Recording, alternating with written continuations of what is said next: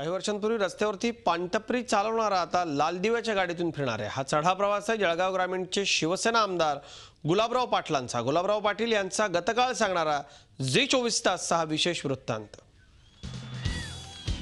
सामान्य शेतकरी कुटुंबातला तरुण पाळधी गावात नसीब नावाची पानटपरी चालवणारा पानवाला, गावातला शिवसेनेचा शाखा प्रमुख, नंतर शिवसेना जिल्हा प्रमुख, त्यापुढे जिल्हा परिषद सदस्य, आमदार आणि आता नामदार म्हणजेच राज्याच्या मंत्रिमंडळात राज्यमंत्री झालेले गुलाबराव पाटील। शिवसेनेचा उत्तर महाराष्ट्रातल्या ग्रामीण भागातला अत्यंत आक्रमक चेहरा, सर्वसामान्य जनतेला सोबत घेऊन वाटचाल करणारा नेता म्हणून गुलाबरावांची ओळख आहे।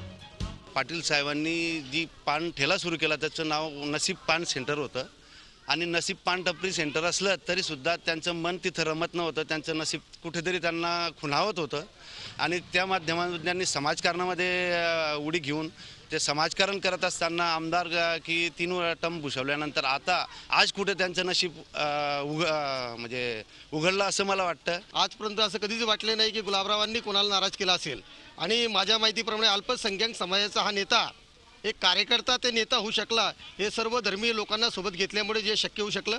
आज गुलाबराव हे राज्यमंत्रीपदापर्यंत पोहोचलेत, हे सारे श्रेय अल्पसंख्याक बहुजन समाजाला, सर्व धर्मीय लोकांना जातं असं मी या ठिकाणी मानतो।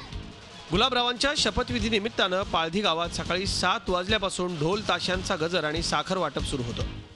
3 वेळा आमदारकी आणि 3 वेळा शिवसेनेचे आमदार म्हणून निवडून आले आणि आता त्यांना जे उपनेते पण पद होतं आणि त्याच्यानंतर उद्धव साहेबांनी त्यांच्यावर हा विश्वास दाखवला, त्याबद्दल आमच्या पूर्ण जिल्ह्यामार्फत आणि आमच्या परिवारामार्फत आणि आमच्या ग्रामस्थांमार्फत मी त्यांचे खूप खूप खूप आभार मानतो।